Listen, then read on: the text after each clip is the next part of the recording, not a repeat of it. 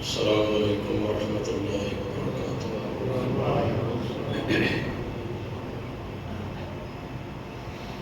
ان الحمد للہ ان الحمد للہ نحمده ونستعینه ونستغفره ونعوذ باللہ من شرور انفسنا ومن سیئات اعمالنا، من يهده الله فلا مضل له ومن يضلله فلا هادي له، وأشهد أن لا إله إلا الله وحده لا شريك له، وأشهد أن محمدا عبده ورسوله، أما بعد فإن خير الحديث كتاب الله، وخير الهدي هدي محمد صلى الله تعالى عليه وسلم، وشر الأمور محدثاتها وكل محدثة بدعة وكل بدعة ضلالة وكل ضلالة في النار۔ رب اشرح لي صدري ويسر لي أمري واحلل عقدة من لساني يفقهوا قولي۔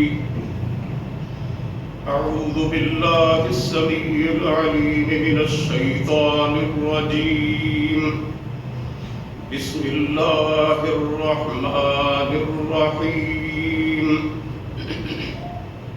لله ملك السماوات والأرض، يخلق ما يشاء، يهب لمن يشاء إناثا ويهب لمن يشاء الذكور، أو يزوجهم ذكرانا وإناثا ويجعل من يشاء عقيما، إنه عليم قدير۔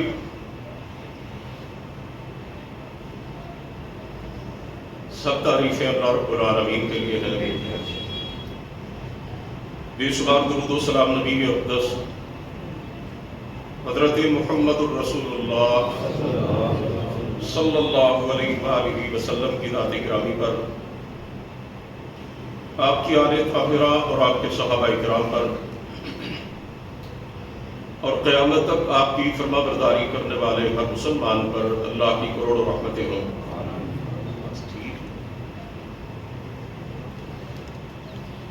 حضرات محترم،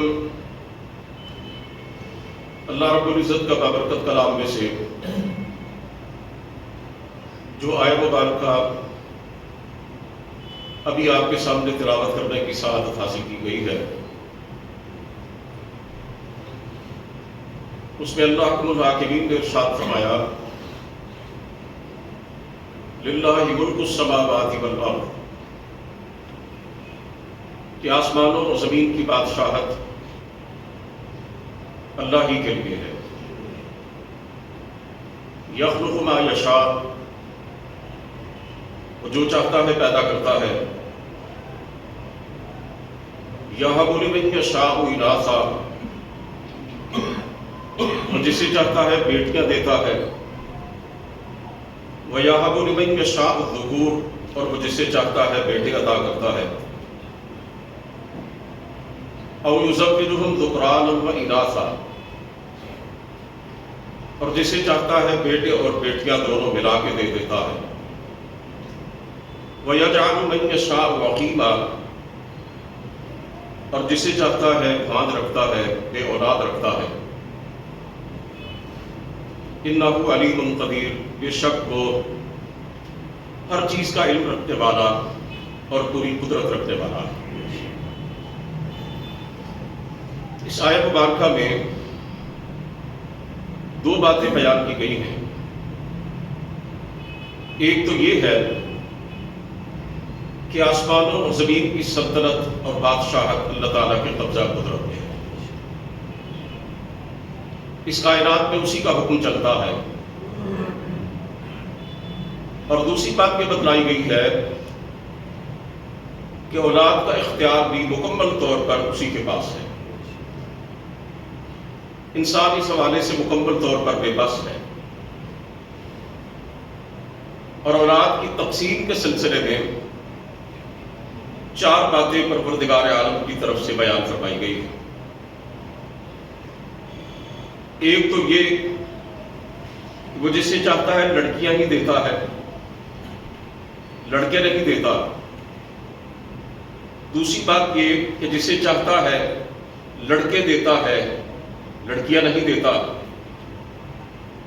تیسری بات یہ بتلائی گئی ہے کہ وہ جس کو چاہتا ہے ملی جلی اولاد عطا کر دیتا ہے، لڑکے بھی دے دیتا ہے، لڑکیاں بھی دے دیتا ہے۔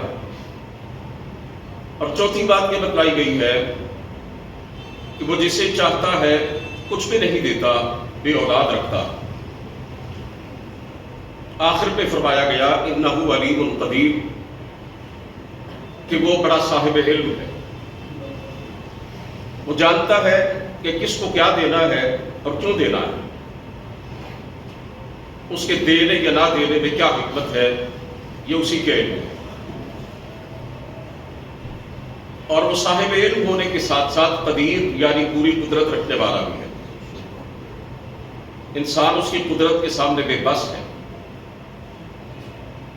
وہ جو دینا چاہے نہ تو انسان اسے روک سکتا ہے اور نہ دنیا کی کوئی اور طاقت، اور وہ اگر اپنی قدرت کے تحت نہ دینا چاہے تو نہ تو انسان اپنے چیز میں وہ مقدر میں کر سکتا ہے وہ چیز، اور نہ ہی دنیا کی کوئی اور طاقت اسے وہ چیز دے سکتی ہے جو اللہ نہ دینا چاہے۔ وہ صاحب علم بھی ہے اور صاحب قدرت بھی ہے۔ حضرات محترم، اولاد دنیا کی بہت بڑی نعمت ہے، اور ہر شخص کو اولاد کی خواہش اور اولاد کی چاہت ہوتی ہے۔ اولاد اللہ تعالیٰ کی بڑی قیمتی دولت بھی ہے، اور آپ جانتے ہیں کہ ساری دنیا کے ڈاکٹر، حکیم، سائنسدان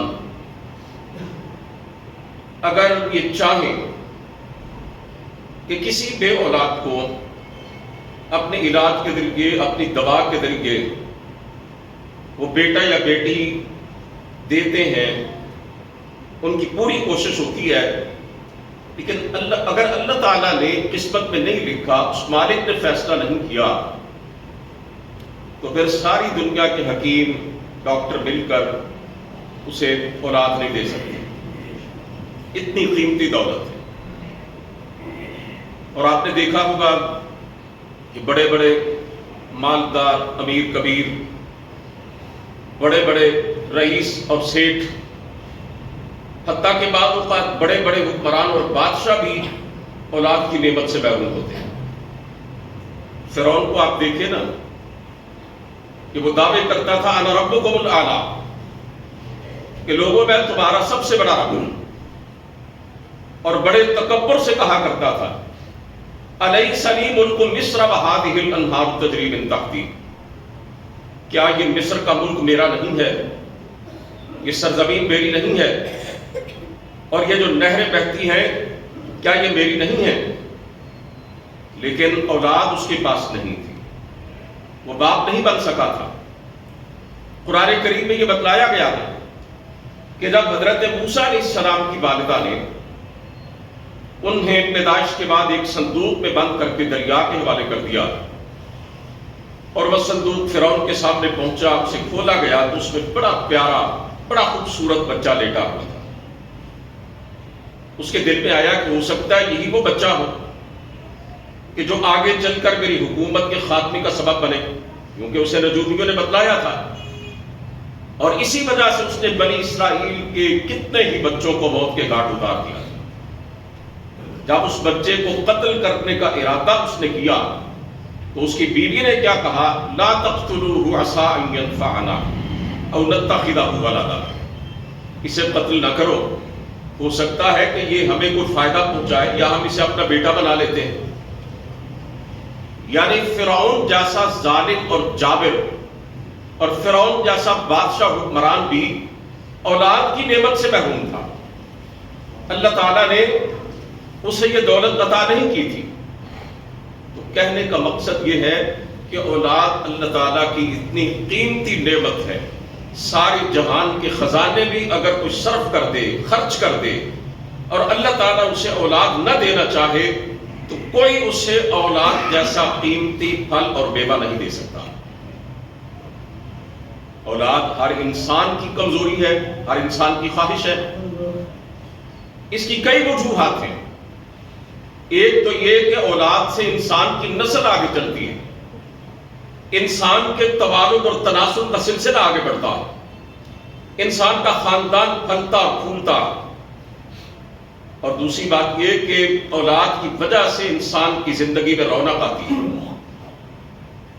جو صاحب اولاد ہیں ان کو اندازہ نہیں ہو سکتا کہ وہ میاں بیوی جن کے گھر میں اولاد نہیں ہے، بیٹا یا بیٹی نہیں ہے، تو ان کے اندر پایا جانے والا احساس محرومی کس درجے کا، ان کے اندر کے جذبات کیا ہیں اور ان کے دل کی خواہشات کیا ہیں. اللہ رب العزت نے بھی قرآن کریم میں یہ بات ارشاد فرمائی ہے، المال والبنون زینت الحیات الدنیا، کہ مال اور اولاد دنیا کی زندگی کی زیب و زینت ہے.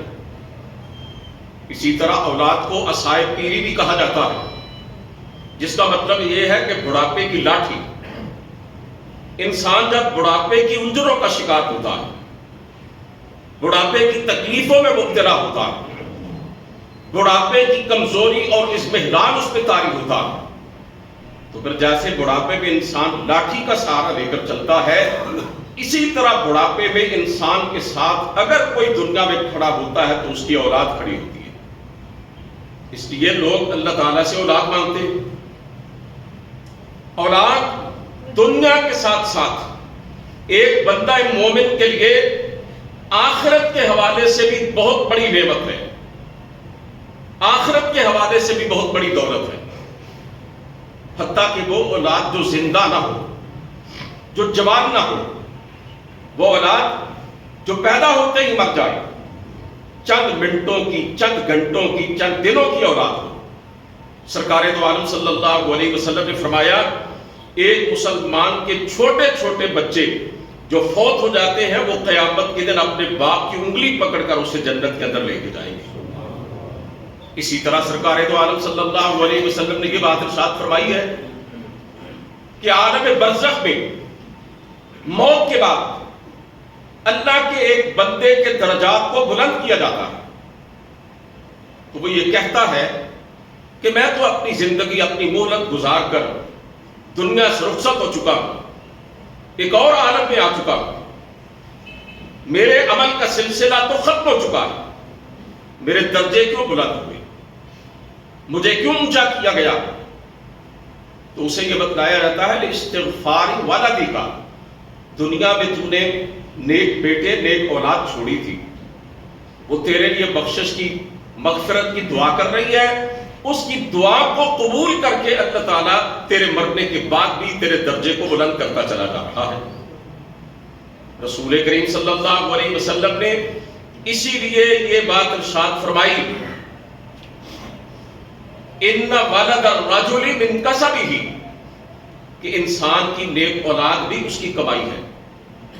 بلکہ میں تو یہ کہنا چاہتا ہوں کہ اصل کمائی ہی نیک اور صالح اولاد ہے. یہ دنیا کے چند ٹکے، یہ چند روپے، یہ بھی انسان کی کمائی ہے، لیکن یہ دنیا میں ہی رہ جائیں گے.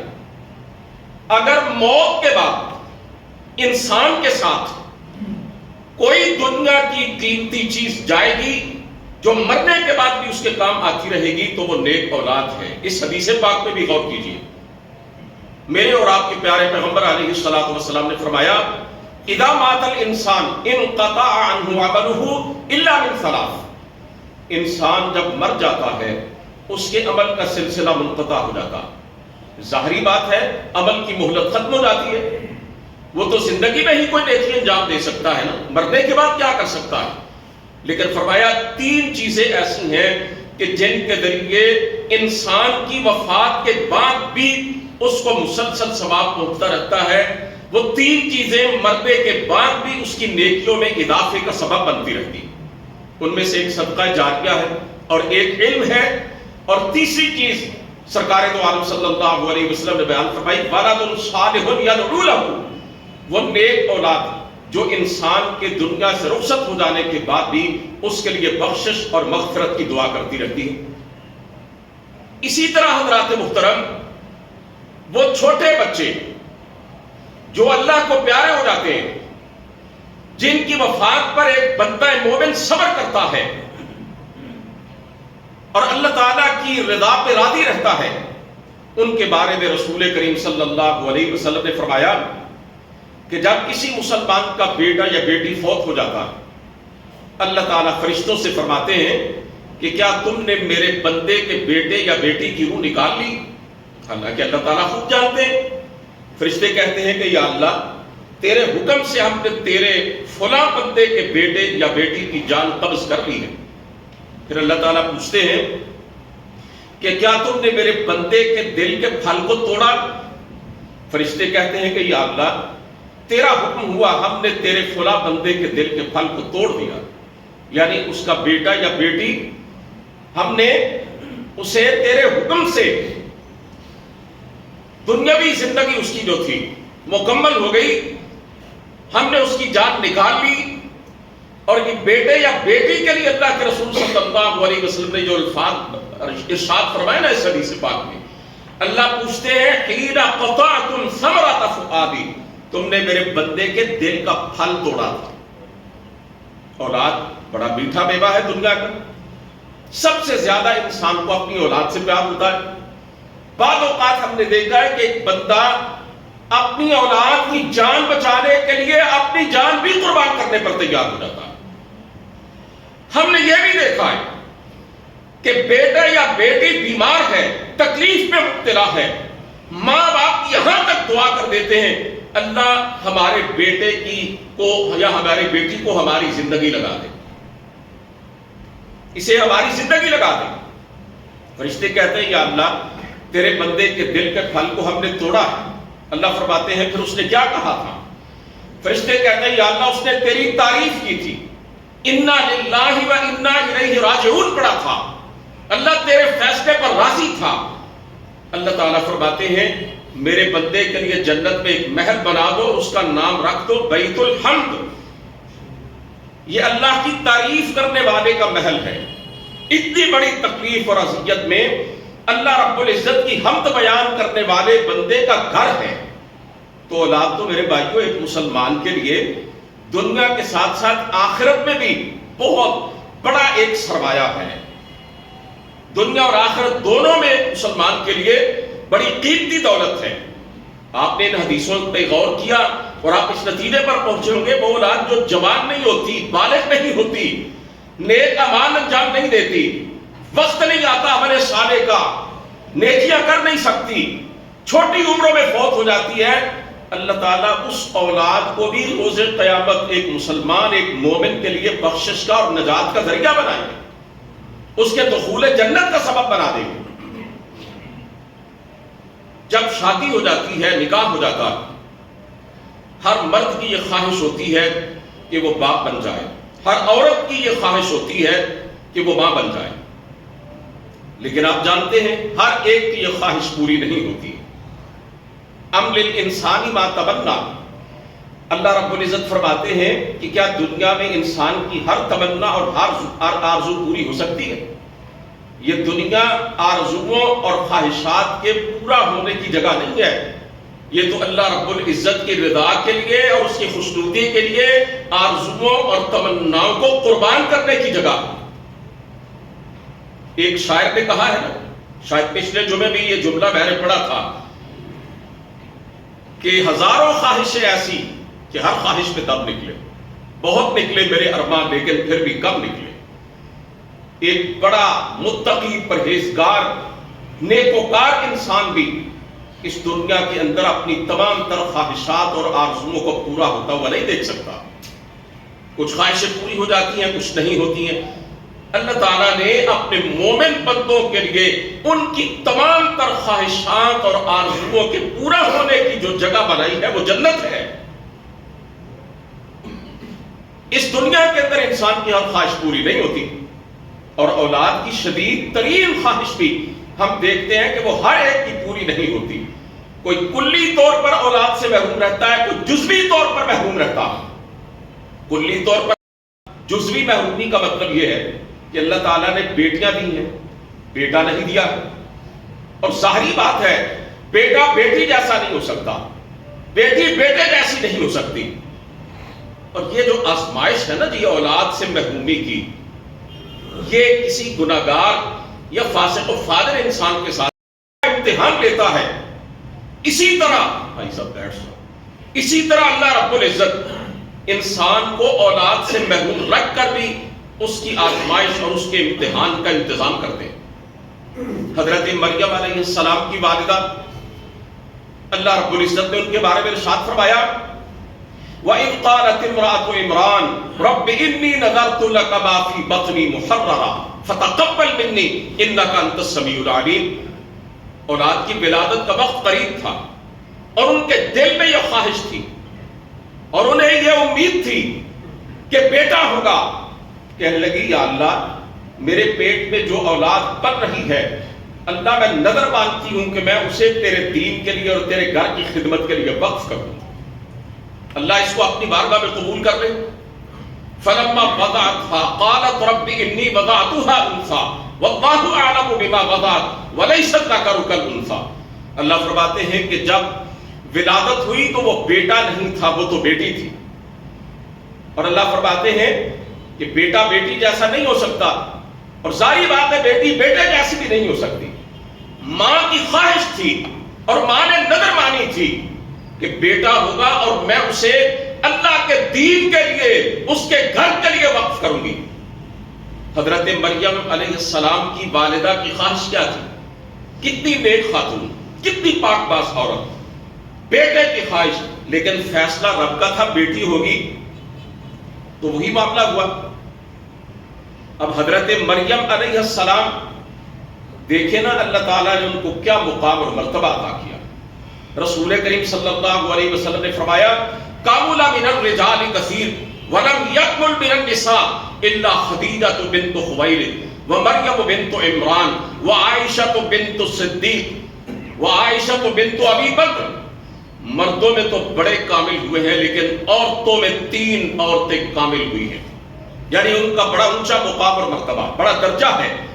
ایک تو خدیجہ بنت خویلد، سرکار دو عالم صلی اللہ علیہ وسلم کی پہلی زوجہ محترمہ، میری اور آپ کی اماں جان، اور دوسرے آپ نے فرمایا مریم بنت عمران، حضرت عیسیٰ علیہ السلام کی والدہ، بغیر شوہر کے جن کو اللہ تعالیٰ نے ایک بڑا اونچے مقام والا، ایک اللہ کا بڑا جلیل القدر پیغمبر بیٹے کے طور پر دیا۔ اور تیسرا آپ صلی اللہ علیہ وسلم نے فرمایا وَآسِيَةُ امْرَأَتُ فِرْعَوْنَ، فرعون کی بیوی آسیہ سلام اللہ علیہا۔ پھر اپنی بیوی حضرت عائشہ رضی اللہ تعالیٰ عنہ کا تذکرہ آپ نے کیا، وَفَضْلُ عَائِشَةَ عَلَى النِّسَاءِ كَفَضْلِ الثَّرِيدِ عَلَى الطَّعَامِ۔ اور عائشہ کی فضیلت تو دنیا کی عورتوں پر ایسے ہے جیسے سرید کو دنیا کے تمام کھانوں پر فوقیت حاصل ہے۔ اللہ کے رسول کو یہ کھانا بڑا پسند تھا، سرید۔ یہ یوں سمجھ لیں کہ گوشت کے شوربے کے اندر روٹی کے ٹکڑے ڈال کے بنایا جاتا تھا، اللہ کے رسول کو بڑا مرغوب تھا۔ فرمایا جیسے یہ کھانا دوسرے کھانوں پر فوقیت رکھتا ہے، اسی طرح میری بیوی عائشہ رضی اللہ تعالیٰ عنہ دنیا کی دوسری عورتوں پر برتری رکھتی ہے۔ اس سے یہ بھی پتہ چلتا ہے میرے عزیزو، اگر انسان کی خواہش ہونا کہ اللہ تعالیٰ بیٹا دے، لیکن اللہ بیٹی عطا کر دے تو اس کو حقیر نہیں سمجھنا، اس کو کمتر نہیں سمجھنا۔ ہو سکتا ہے کہ اللہ اس بیٹی کو ہی بلوغت میں اور جوانی میں اتنا تقدس، اتنی پاکیزگی، ایسا حیا، ایسی شرم، ایسا کردار، ایسا تقوی، ایسی نیکی اور طہارت عطا کر دے کہ وہ بیٹوں کو بھی پیچھے چھوڑ جائے اور دنیا اور آخرت میں انسان کے عز و شرف میں اضافے کا سبب بن جائے۔ حضرت مریم علیہ السلام کی والدہ نے دیکھے نا بیٹی کی خواہش کی، بیٹی دی اللہ نے، لیکن اللہ نے دیکھے اس بیٹی کو کیا بنا دیا، اس پیغمبر کی ماں بنایا۔ جس نے دودھ پیتے ہوئے شیر خارگی کے عالم میں کہا تھا قال انی عبد اللہ، گود میں چند دن کے حضرت عیسیٰ علیہ السلام، لیکن اللہ کے حکم سے بول کے کہتے ہیں لوگوں میری ماں پہ تہمت نہ لگاؤ، میں اللہ کا بندہ ہوں۔ آتانی الکتاب وجعلنی نبیا، اللہ نے مجھے کتاب دی، مجھے نبی بنایا، وجعلنی مبارکا اینما کنت، میں جہاں بھی ہوں اللہ نے مجھے بابرکت بنایا، وبرا بوالدتی، اور مجھے اللہ نے اپنی ماں کے ساتھ بڑا نیک سلوک کرنے والا بنایا۔ حضرات محترم، اولاد انسان کی خواہش بھی ہے، انسان کی مجبوری بھی ہے، لیکن اس کا سارا انحصار اللہ رب العزت کی مشیت اور اس کے فیصلے پر ہے۔ بعض لوگوں کو شادی کے چند سال گزر جاتے ہیں، اللہ تعالیٰ اولاد نہیں دیتے، اس کی کچھ وجوہات بھی ہو سکتی ہیں۔ ہو سکتا ہے کہ مرد بیمار ہو سکتا ہے کہ عورت کے ساتھ کوئی مرض لاحق ہو۔ ایسی صورتحال میں اولاد کے حصول کے لیے علاج کروانا، میڈیسن کا دوا کا استعمال کرنا، حکیموں اور ڈاکٹروں کے پاس جانا، اللہ رب العزت سے اولاد کا طلبگار ہونا، اس میں کوئی معیوب بات نہیں ہے، یہ راستہ اختیار کرنا چاہیے۔ بعض اوقات مرد بھی ٹھیک ہوتا ہے، عورت بھی بالکل تندرست ہوتی ہے، میڈیکلی ان کے اندر کسی قسم کا کوئی نقص نہیں ہوتا، اولاد نہیں ہوتی، برسوں گزر جاتے ہیں شادی کو۔ سبب کیا ہے؟ میرے رب کو منظور نہیں ہے، میرے پروردگار کا فیصلہ نہیں ہے۔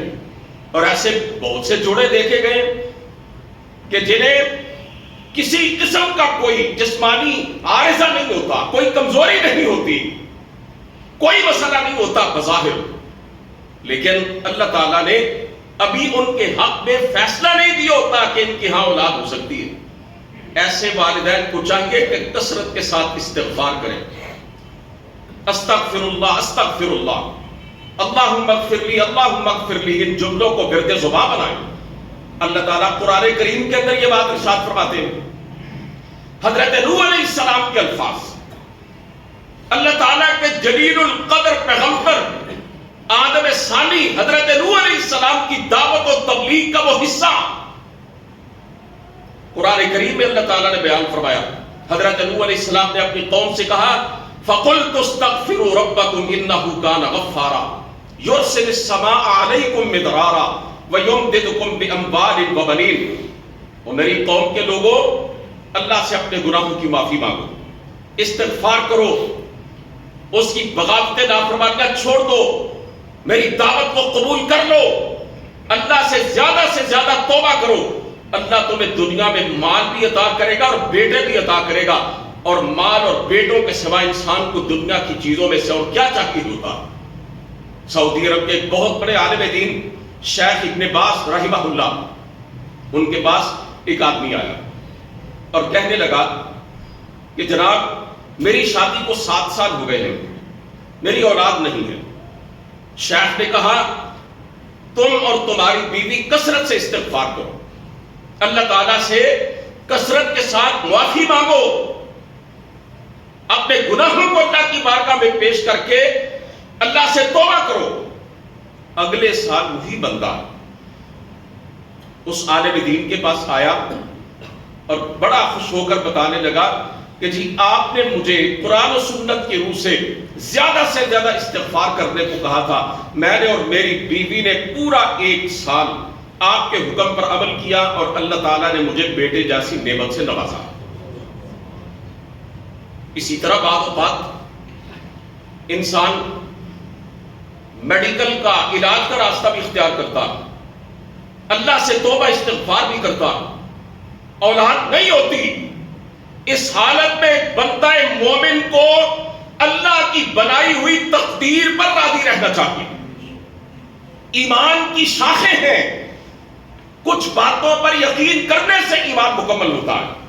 آپ جانتے ہیں ہم سب کا یہ ایمان آمنت باللہ وملائکتہ وکتبہ ورسلہ والیوم الآخر والقدر خیرہ وشرہ من اللہ تعالی والبعث بعد الموت، کہ میں ایمان لایا اللہ پر، اس کے فرشتوں پر، اس کے رسولوں پر، اس کی کتابوں پر، آخرت کے دن پر، تقدیر کی اچھائی اور برائی پر اور موت کے بعد دوبارہ جی اٹھنے پر.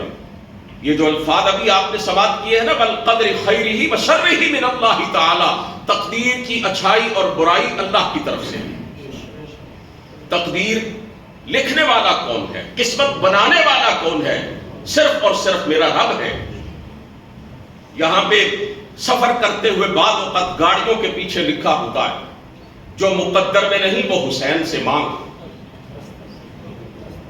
رضی اللہ تعالی، کہ تمہارے مقدر میں جو چیز نہیں ہے، تمہاری قسمت میں نہیں ہے، تمہیں نہیں مل رہی، بڑی ٹکریں تم نے ماری ہیں، اللہ سے نہ مانگو، فلاں فلاں سے مانگو، وہ تمہارے مقدر میں وہ چیز لکھ سکتے ہیں. اللہ فرماتا ہے یمحو اللہ ما یشاء ویثبت وعندہ ام الکتاب. تقدیر کی کتاب میرے ہاتھ میں ہے، میرے قبضہ قدرت میں ہے، میرے پاس ہے. میں اس میں جو چاہوں لکھ سکتا ہوں، جو چاہوں مٹا سکتا ہوں، اور یہ سراسر میری مشیت اور میرے فیصلے پر منحصر ہے. اگر اللہ نے تقدیر میں اولاد نہیں لکھی پھر انسان کو مایوس نہیں ہونا چاہیے، امید کا دامن نہیں چھوڑنا چاہیے، اپنے رب سے اپنے تعلق کو کمزور نہیں کرنا چاہیے. شیطان اس گھاٹ میں ہوتا ہے کہ کوئی بندہ مومن کب اپنے ایمان کے اندر کمزوری کی بناوٹ کرتا ہے اور وہ اسے اپنا شکار بناتا ہے. کہ میرا ایک دوست، میرا ایک جاننے والا اچھا خاصا سمجھدار، مسجد کے بالکل متصل اس کا گھر، نمازیں پڑھنا چھوڑ دی. میں نے کہا بھائی نماز پڑھتے کیوں نہیں آتے؟ کہنے لگا 7-8 سال ہو گئے شادی کو، اولاد ہوتی نہیں، نماز پڑھ کے کیا لینا. کیا یہ مسلمان کا دستور اور وتیرہ ہو سکتا ہے کہ اگر اللہ نے اولاد نہیں دی، اللہ نے گاڑی نہیں دی، اللہ نے بنگلہ نہیں دیا، اللہ نے کاروبار نہیں دیا، اللہ نے دنیاوی مال و دولت نہیں دیا، تو اس رب کے در کو چھوڑ دیا جائے، اس پروردگار سے اپنے تعلق کو توڑ دیا جائے؟ سرکار دو عالم صلی اللہ علیہ وسلم نے بے اولاد مسلمانوں کے لیے بھی بہت بڑی خوشخبری سنائی ہے. آپ صلی اللہ علیہ وسلم کی حدیث پاک میں ان لوگوں کے لیے خاص طور پر بیان کرنا چاہتا ہوں جن کو اللہ نے اولاد کی نعمت نہیں عطا فرمائی. آپ صلی اللہ علیہ وسلم نے صحابہ کرام سے پوچھا ما تعدون الرقیب فیکم، تم اپنے اندر سے لا ولد بے اولاد کس کو کہتے؟ کہنے لگے اللہ کے رسول جس کا کوئی بچہ نہیں یا کوئی بیٹا یا بیٹی نہیں یا وہ بے اولاد ہے. تو رسول کریم صلی اللہ علیہ وسلم نے فرمایا لیس ذاک الرقیب لیس ذاک الرقوب، فرمایا لیس ذاک الرقوب، یہ بے اولاد نہیں ہے. تو صحابہ بڑے حیران ہوئے کہ جس کی اولاد نہیں ہے، جس کا کوئی بیٹا اور بیٹی نہیں ہے، اللہ کے رسول وہ بے اولاد نہیں تو پھر کون ہے؟ آپ نے فرمایا وَلَكِنَّهُ الرَّجُلُ لَمْ يُقَدِّمْ مِنْ بَلَدِهِ شَيْءٍ، اصل میں بے اولاد تو وہ ہے کہ جس کا بیٹا یا بیٹی جس کی اولاد میں سے کوئی فوت نہیں ہوا، کوئی بچپن میں موت کا شکار نہیں ہوا. اس کا مطلب پتہ ہے کیا ہے؟ کہ اللہ تعالیٰ نے اپنے جس مومن بندے کو دنیا میں اولاد کی نعمت سے محروم رکھا اور اس نے اللہ کا فیصلہ سمجھ کر، تقدیر کا لکھا سمجھ کر اس میں صبر کیا، اپنے رب سے شکوہ شکایت نہیں کی، اللہ تعالیٰ اسے قیامت کے دن اتنا اجر عطا فرمائیں گے. اور اس کے بدلے میں اللہ تعالیٰ اسے ایسی ایسی جنت الفردوس کی نعمتیں عطا فرمائیں گے کہ اس کے تو ذہن میں آئے گا کہ یہ اولاد کا نہ ہونا تو سرے سے کوئی مسئلہ ہی نہیں تھا. میرے بھائیو، رسول کریم صلی اللہ علیہ وسلم نے تو یہ یاد فرمایا کہ کسی مسلمان کو بیماری آتی ہے، پریشانی آتی ہے، حتیٰ کہ اس کے پاؤں میں کانٹا بھی چبھتا ہے، اتنی سی بھی تکلیف ہوتی ہے اور وہ اللہ کی رضا سمجھ کر قبول کرتا ہے، اللہ اس پہ بھی اسے اجر دیتا ہے. تو اولاد سے محروم ہونا تو دنیا کی ایک لحاظ سے سب سے بڑی مصیبت اور سب سے بڑی ٹینشن ہے. اس پہ اللہ کے رسول نے فرمایا کہ اللہ تعالیٰ بے پناہ اجر و ثواب اور انعام و اکرام اپنے بندے کو روز قیامت عطا فرمائے گا. حضرت زکریا علیہ السلام کی طرف دیکھیے، اللہ کے بڑے برگزیدہ پیغمبر ہیں، بوڑھے ہو گئے، اولاد نہیں ہے، بیوی بھی بانجھ ہے، اولاد پیدا ہو نہیں سکتی ہے، اللہ تعالیٰ سے اولاد مانگتے ہیں. اور قربان جاؤں حضرت زکریا علیہ السلام کے انداز دعا پر کیسے اپنے رب سے التجا کرتے ہیں، کیسے پکارتے ہیں۔ اللہ تعالیٰ نے اس کا تذکرہ اپنے کلام پاک میں کیا، دعا کرنے کا طریقہ سکھلایا اللہ تعالیٰ نے اپنے پیغمبر کی زبان مبارک سے۔ ذکر رحمت ربک عبدہ زکریا اذ نادى ربه نداء خفیا قال رب انی وہن العظم منی واشتعل الرأس شیبا۔ کہتے ہیں یا اللہ میری ہڈیاں بھی کھل چکی، یعنی بڑھاپے کی انتہا کو پہنچ چکا، میرا سارا سر سفید ہو چکا ہے، سارا سر بڑک اٹھا ہے، کوئی بال سیاہ نہیں رہا۔ اللہ اس عمر میں اولاد ہوتی نہیں ہے، لیکن اگلے الفاظ بڑے ایمان افروز ہیں، لم اکم بدعائک رب شقیہ۔ اللہ میرا ایمان اور عقیدہ یہ ہے کہ میں نے جب بھی تجھ سے مانگا ہے محروم نہیں رہا، اللہ اب تجھ سے اولاد مانگ رہا ہوں، میرا یقین ہے کہ اب بھی میں محروم نہیں رہوں گا۔ حضرت مریم علیہ السلام جن کا بھی ذکر ہوا نا، حضرت زکریا علیہ السلام کی کفالت میں تھی، ان کی پرورش میں تھی۔ وہ اپنے محراب میں، اپنی عبادت گاہ میں اللہ کے ساتھ لو لگائے ہوئے تھی۔ حضرت زکریا علیہ السلام وہاں چلے گئے اور دیکھتے ہیں کہ حضرت مریم سلام اللہ علیہا کے سامنے بے موسم پھل پڑے ہوتے ہیں، گرمی میں سردی کے پھل، سردی میں گرمی کے پھل۔ حضرت زکریا علیہ السلام پوچھتے ہیں، اللہ کے نبی ہے، کہتے ہیں یا مریم انا لکی ھذا، اے مریم یہ پھل تیرے پاس کہاں سے آتے ہیں؟ علاقے میں نہیں ملتے، اس شہر میں نہیں ملتے، بے موسم پھل ہیں۔ حضرت مریم علیہ السلام نے جواب دیا ہوا من عند اللہ، یہ اللہ کی طرف سے میرے پاس آتے ہیں۔ اب یہ وہ لمحہ تھا کہ جب حضرت زکریا علیہ السلام کے دل میں اولاد کی دعا کی خواہش پیدا ہوئی، یا اللہ اپنی اس بندی کو بے موسم پھل دے سکتا ہے تو تو مجھے بے موسمی اولاد کیوں نہیں دے سکتا؟ انہی قدموں پہ کھڑے ہو کر قرآن کہتا ہے حضرت زکریا علیہ السلام نے یہ دعا کی، رب ھب لی من لدنک ذریۃ طیبہ انک سمیع الدعاء، یا اللہ مجھے اپنی جناب سے نیک بیٹا عطا کر دے، اللہ دعاؤں کا سننے والا تو تو ہی ہے نا۔ حضرات محترم اسی طرح حضرت ابراہیم علیہ السلام کی طرف دیکھیں، اللہ نے اولاد نہیں دی، گناہگاروں کی بات کیا کریں، بد کرداروں کی بات کیا کریں، نافرمانوں کی بات کیا کریں۔ دیکھیں اللہ تعالیٰ نے اپنے اتنے جلیل القدر پیغمبروں کو بھی اولاد سے محروم رکھا، حتیٰ کہ بڑھاپے کی آخری منزل کو پہنچ گئے۔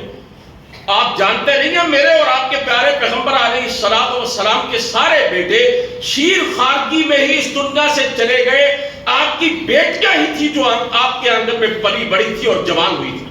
3 بیٹیاں بھی میرے نبی کی آپ کی آنکھوں کے سامنے اس دنیا سے چلی گئی، بیٹے بھی چلے گئے، 3 بیٹیاں بھی چلی گئیں۔ ایک ہی بیٹی تھی نا جو آپ کی وفات کے وقت زندہ تھی، سیدہ فاطمہ الزہرا رضی اللہ تعالیٰ عنہ۔ تو ایک مسلمان کو اگر وہ بے اولاد ہے، اگر وہ بیٹے سے محروم ہے، تو اسے اللہ کے نبیوں کی زندگی پر غور کر کے اپنے ایمان کی تازگی کا سبب پیدا کرنا چاہیے۔ حضرت ابراہیم علیہ السلام کی بیوی حضرت سارہ سلام اللہ علیہا، فرشتے آئے نا بیٹے کی بشارت دے کر، تو ایک جگہ پہ قرآن کہتا فَشَقَّتْ وَجْهَهَا، انہوں نے ایسے اپنی پیشانی پہ ہاتھ مارے، کیا کہہ رہے ہو تم؟ عجوز عقیم، خاوند میرا بوڑھا ہے، خود میں بانجھ ہوں، اولاد پیدا کرنے کی سکت نہیں ہے، کہاں سے بیٹا پیدا ہوا؟ اور دوسری جگہ پہ قرآن کہتا فَضَاحِكَتْ، وہ ہنس پڑی حیرت کے ساتھ، ششدر رہ گئی، بیٹا پیدا ہوگا۔ فرشتوں نے کیا جواب دیا؟ سنیے اور اپنے ایمان کی تازگی کا سامان کیجئے۔ فرشتوں نے کہا اتعجبین من امر اللہ، اے نبی کی بیوی، اے اللہ کی بندی، حیرت کا اظہار ان کاموں پہ ہو سکتا ہے جو انسان کے بس میں ہو، یہ تو تجھے تیرا رب بشارت دے رہا ہے، اللہ کے کاموں میں حیرت اور تعجب کیسا؟ رحمت اللہ وبرکاتہ علیکم اہل البیت، تم پر اس گھر کے رہنے والوں اللہ کی رحمتیں ہیں، اللہ کی برکتیں ہیں۔ اور اللہ تعالیٰ نے پھر حضرت سارہ علیہ السلام کو، حضرت ابراہیم علیہ السلام کو بیٹے کی نعمت سے نواز دیا۔ تو اس سے کیا پتا چلتا ہے؟ اگر اللہ اولاد کی محرومی کی آزمائش میں ڈالے، ایمان ڈگمگانا نہیں چاہیے، یقین کمزور نہیں ہونا چاہیے، رب سے تعلق میں اس میں ہلال نہیں آنا چاہیے، پروردگار کا در چھوڑ کے در بدر کی ٹھوکریں نہیں کھانی چاہیے۔ اور اگر اللہ بار بار دعا کرنے، ساری زندگی مانگنے کے بعد بھی اولاد عطا نہ کرے تو تقدیر کی اچھائی اور برائی پر ایمان لائے بغیر کوئی بندہ مسلمان نہیں ہو سکتا۔ پھر ایک بندہ مومن کو اللہ تعالیٰ کے فیصلے پر راضی رہنا چاہیے۔ رسول کریم صلی اللہ علیہ وسلم کے پاس ایک صحابی آئے تھے، حضرت ماخل بن یسار رضی اللہ تعالیٰ عنہ روایت کرتے، آ کے کہنے لگے اللہ کے رسول مجھے ایک رشتہ آیا ہے، بڑی خاندانی عورت ہے اور بڑی خوبرو حسین و جمیل عورت ہے، لیکن اس کے ہاں اولاد نہیں ہو سکتی، کیا میں اس سے نکاح کر لوں؟ آپ نے فرمایا نہ کرو۔ کچھ دیر کے بعد وہ دوبارہ آئے، یہی سوال پوچھنے لگے، مشورہ لینے لگے اللہ کے رسول سے۔ آپ صلی اللہ علیہ وسلم نے دوبارہ کہا کہ اس سے نکاح نہ کرو۔ ان کا دل اس رشتے میں اٹکا ہوا تھا، خواہش تھی ان کی، عورت امیر کبیر تھی، حسین و جمیل تھی۔ پھر تیسری دفعہ آئے تو آپ صلی اللہ علیہ وسلم نے ان سے پھر فرمایا کہ اس سے نکاح نہ کرو، اور ساتھ یہ جملہ ارشاد فرمایا تزوج الودود الولود، اس عورت سے نکاح کرو جو زیادہ محبت کرنے والی اور زیادہ بچے جننے والی، کیونکہ آپ نے فرمایا میں روز قیامت اپنی امت کی کثرت میں فخر کروں گا۔ یہ کیسے پتا چلے گا کہ کسی عورت کے ہاں بچے پیدا ہو سکتے ہیں؟ میرے بھائیوں اس کی کئی وجوہات ہیں۔ ہو سکتا ہے اس عورت کا پہلا نکاح ہوا وہ بیوہ ہو اور اس کی اولاد نہ ہوئی ہو، کوئی اور سبب بھی ہو سکتا ہے، اور خاندان کو دیکھ کے بھی پتا چل سکتا ہے۔ جن خاندانوں کے اندر بچے پیدا ہوتے ہیں اللہ تعالیٰ نے ان عورتوں کے اندر یہ صلاحیت رکھی ہے، خاندان کو دیکھ کے پتا چل سکتا ہے کہ اس خاندان کی عورتوں کے ہاں بچے کی ولادت ہو سکتی ہے۔ بچہ ہر انسان کی مجبوری ہے، اولاد ہر انسان کی خواہش ہے، لیکن اگر اولاد نہ ہو یا بیٹے ہوں اور بیٹی نہ ہو اور اس بنیاد پر کسی عورت کو کم تر سمجھا جائے، حقیر سمجھا جائے، اس کے شوہر کی طرف سے اسے تانے دیے جائیں، اس کی ساس کی طرف سے اسے نشتر اس پہ چلائے جائیں زبان کے ذریعے، اسلام ایسے ظالمانہ فعل کی اجازت نہیں دیتا۔ عورت کا کیا قصور ہے؟ بیوی کا کیا قصور ہے؟ بہو کی کیا غلطی ہے؟ اس کو مارا جاتا ہے، پیٹا جاتا ہے، بیٹیاں ہی ہو رہی ہیں، بیٹا نہیں ہو رہا، اس کو طلاق تک دینے کی نوبت آ جاتی ہے۔ شرم نہیں آتی اس طرح کے مسلمانوں کو؟ کیا ان کا رب پر ایمان ہے یا نہیں، پروردگار پر عقیدہ ہے یا نہیں ہے؟ انہیں ابھی تک یہ نہیں پتا چلا کہ اولاد کے لیے اللہ رب العزت کے ہاں کسی کے پاس کوئی اختیار ہی نہیں ہے۔ دنیا کے کسی بڑے سے بڑے حکیم، ڈاکٹر اور سائنسدان کے پاس بھی نہیں ہے، کسی حکمران اور بادشاہ کے پاس بھی نہیں ہے۔ اس سے زیادہ گری ہوئی حرکت اور اس سے زیادہ کوئی ذلت والا کام اور نہیں ہو سکتا کہ اولاد نہ ہونے کی وجہ سے یا بیٹا نہ ہونے کی وجہ سے کسی عورت کو کمتر سمجھا جائے اور حقیر سمجھا جائے۔ اسی طرح اگر عورت بانجھ ہے، میرے بھائیو اللہ کے رسول کی میں نے حدیث سنائی ہے، اس کا قطعاً یہ مطلب نہیں ہے کہ جس عورت کے ہاں اولاد نہیں ہوتی ہے اس سے نکاح نہیں کرنا چاہیے، ایسے خاندان کے اندر شادی نہیں کرنی چاہیے۔ اس صحابی نے اللہ کے رسول سے مشورہ طلب کیا تھا اور آپ نے مشورہ تن یہ کہا تھا، قطعاً کوئی یہ مطلب نہ لے کہ پھر ایسی عورتیں کہاں جائیں گی، معاشرے میں ان کا کیا ٹھکانہ ہوگا۔ اللہ کے رسول نے بالکل منع نہیں کیا، اور ایسی بانجھ عورتوں کے ساتھ نکاح کرنے کو آپ نے قطعاً بھی ممنوع قرار نہیں دیا۔ آخری گزارش یہ ہے، بعض لوگوں کی اولاد نہیں ہوتی، وہ کسی سے بیٹا یا بیٹی لے کر پال لیتے ہیں، اس کو لے پالک کہا جاتا ہے۔ اس حوالے سے اختصار کے ساتھ کہنا چاہتا ہوں، 1-2 منٹ باقی ہیں، کہ اس کو پالا جا سکتا ہے، کسی سے بیٹا بیٹی لے کر اس کی پرورش کی جا سکتی ہے، لیکن اسے ولدیت کے لحاظ سے انسان اپنا نام نہیں دے سکتا، شریعت میں قطعاً حرام ہے۔ یعنی فرض کریں میرا نام زید ہے، میں نے کسی سے بیٹا یا بیٹی لی ہے، تو میں یہ نہیں کہہ سکتا سن آف زید یا فلاں ولد فلاں، ولدیت اسی باپ کی رہے گی جس کی وہ اولاد۔ اللہ کے رسول نے فرمایا من ادعا الی غیر ابیہ وہو یعلم انہ غیر ابی فالجنۃ علیہ حرام، جو بندہ اپنے باپ کے علاوہ اپنا نسب کسی اور کی طرف منسوب کرتا ہے حالانکہ وہ جانتا ہے یہ میرا باپ نہیں ہے، آپ نے فرمایا اس پہ جنت حرام ہے۔ پھر وراثت کے مسائل آتے ہیں، جو بیٹا بیٹی لے کر پالا جاتا ہے شریعت کے اندر وراثت میں اس کا کوئی حصہ نہیں ہوتا ہے۔ ہاں اسے وصیت کے طور پر دیا جا سکتا ہے، اس کے حق میں وصیت کی جا سکتی ہے کہ میرے مال میں سے اتنا اس کو دے دیا جائے۔ پھر پردے کے مسائل آتے ہیں۔ اگر لڑکا ایسا ہے لے کر پالا ہوا ہے، وہ بالغ ہو گیا، جوان ہو گیا، تو پھر اس سے پردہ کرنا ہوگا ماں کو، جو اس کی ماں بنی ہوئی ہے۔ لڑکی ہے تو باپ کو پردہ کرنا ہوگا۔ اس کا یہ انداز اختیار کیا جا سکتا ہے کہ ایسے بیٹے یا بیٹی کو بچپن میں شیر خارگی کے عالم میں وہ عورت اپنا دودھ پلا دے، اس طرح وہ اس کا رضائی بیٹا یا رضائی بیٹی بن جائے گی، اور اس کی رضائی ماں، اس کا شوہر اس کا رضائی باپ بن جائے گا۔ پھر یہ پردے کی پریشانیاں نہیں ہوں گی۔ بہترین طریقہ یہ ہے، اگر کسی کے ہاں اولاد نہیں ہے تو وہ کسی کا بیٹا یا بیٹی لے کر پالنے سے پہلے کسی جید عالم دین سے مشورہ کرے، شریعت کی روح سے رہنمائی طلب کرے، اور پھر وہاں سے جو بتلایا جائے اس کے مطابق عمل کریں۔ اللہ رب العزت سے دعا ہے کہ جتنے بھی لوگ بے اولاد ہیں، اللہ ان کو اولاد عطا فرمائے، اور جن کی اولاد اللہ تعالیٰ نے یعنی عطا کی ہوئی ہے، اللہ انہیں اپنے بچوں کی طرف سے آنکھوں کی ٹھنڈک عطا فرمائے، دنیا اور آخرت میں اولاد کو باعث سکون اور باعث نجات بنائے۔ وآخر دعوانا الحمدللہ رب العالمین۔